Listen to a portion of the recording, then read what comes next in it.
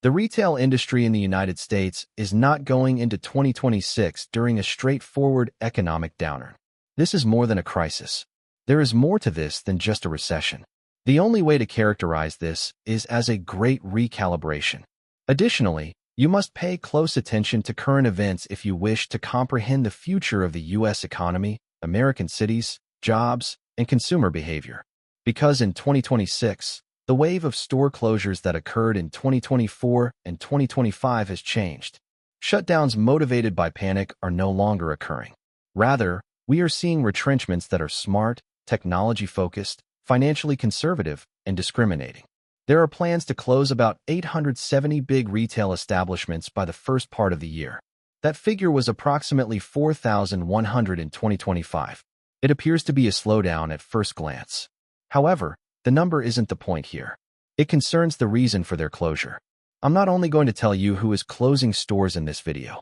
I'll describe why, what's taking their place, and how American cities will change after 2026. Make sure to subscribe and enable notifications if you want in-depth analysis of the U.S. economy that goes beyond the news. What you're viewing here is structural analysis, not just news. Let's get started. 1. This is a structural transformation rather than contraction. Closing underperforming stores is no longer the only action taken by retailers. In order to conform to digital ecosystems and AI-driven operational models, they are revamping their physical footprint. Nowadays, a business serves more purposes than just showcasing goods. It is now a center for experiences, a node for logistics, a center for data generation. We must start with the big picture in order to comprehend this change. 2. Macro pressures, changes in consumer behavior, debt stress, and tariffs. Closures in 2026 are being driven by three main factors: increasing tariffs, pressure to refinance debt, an ongoing change in consumer behavior toward value consciousness. Consider Carter's. From a historical average of 13%, its effective tariff rate rose to more than 30%. In 2025 alone, that cost the business $35 million. The company anticipates saving $45 million by closing 100 locations by 2026. This trimming is no longer functioning. Strategic defense is what it is. The debt aspect is even worse. Credit rating agencies have been warning about the growing difficulty of restructuring retail debt since 2022. The following businesses are classified as very high credit risk. QVC Group's J. Crew Guitar Center. There is a hefty interest rate. Refinancing is challenging. The cost of liquidity is high. Therefore, many shops are opting to lower lease requirements and save money rather than investing in modernization. The consumer shift is even bigger. 40% of Americans are now always cost-conscious when they purchase, according to Deloitte data. This isn't a short-term situation. It's a behavioral issue. The mid-market is being squeezed as a result. Discount stores are rapidly growing in the meantime. For instance, Aldi, the Dollar General. The retail industry is not dying. It is being transferred. 3. Department stores. Macy's and the bold new chapter. In 2024, Macy's, one of the most recognizable brands in American retail, unveiled its bold new chapter plan. By the end of 2026, 150 stores are to be closed. 66 businesses closed in 2025. 14 further locations are announced for early 2026. However, this goes beyond basic shrinking. It's the reallocation of resources. Money is being diverted to stores with better performance, infrastructure for digital, segments of luxury. In particular, Bloomingdale's, Bluemercury. Tony Spring, the CEO, has underlined the importance of having a leaner portfolio. In addition to constructing a 2.5 million square foot customer fulfillment center in China Grove, North Carolina, the firm is investing in 125 reimagined storefronts. Macy's wants to have about 350 stores overall by 2026. Less shops, increased output, full digital integration. 4. Luxury shockwaves. Saks Global's bankruptcy. Saks Global's Chapter 11 bankruptcy filing was one of the most significant events of 2026. This holding business is in charge of Fifth Avenue Saks, Goodman Bergdorf Neiman Marcus, Debt pressure increased following a $2.7 billion leverage transaction in 2024.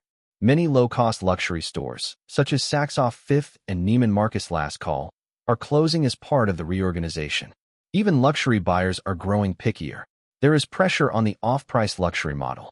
In an effort to maintain their reputation and profit margins, brands are retreating toward exclusivity. Please take a moment to like the video if you find this analysis useful. It really helps the channel reach more people who are interested in in-depth economic breakdowns. 5. Pharmacy contraction and the risk of healthcare deserts. Rite, which had over 2,000 locations, filed for bankruptcy once more in 2025 and is currently closing all of its locations. The reasons: liabilities for opioid litigation, high debt, digital rivalry. In the meantime, Walgreens intends to shut down 1,200 locations by 2027. CVS is sticking to its 3-year plan to close 900 locations. This goes beyond economics. It's social. Pharmacy deserts, which restrict access to necessary medications, pose a threat to low-income communities. This changes the metropolitan geography of America. 6. Restaurants and grocery, the delivery-first era. Social gatherings are no longer the main function of restaurants. They serve as centers for logistics and production. For instance, 250 classic dine-in Pizza Hut restaurants are closing. Wendy's intends to invest in new, technologically advanced restaurants while closing 300 to 360 outlets, or roughly 5 to 6% of its network in the United States. AI-driven ordering platforms are becoming commonplace. Regarding groceries, Kroger is shutting down 3 automated distribution sites and 60 stores. Cost structures have undergone significant shift as a result of platforms like DoorDash and Uber Eats. Big dining rooms are no longer advantages. They are a liability. 7. Artificial intelligence, retail's new operating system. 2026 will be a pivotal year. AI is currently used in at least one business function by 87% of merchants. 60% intend to invest more on AI. The main idea: artificial intelligence. Systems that are able to make choices for customers. AI today carries out dynamic pricing, makes supply chains more efficient, automates retail operations. Customers of machines are evolving into actual economic actors. RFID technology eliminates online-offline stock inconsistencies by enabling near-instant inventory tracking. Less shops, increased effectiveness, precision based on data. 8. Malls aren't dying, they're converting. What happens to big box spaces that are empty? Adaptive reuse. The following are the new uses for former department stores: medical facilities, apartments, complexes for entertainment, exercise facilities. Large retail locations are frequently repurposed by healthcare practitioners. Timelines for conversions might be as short as a year.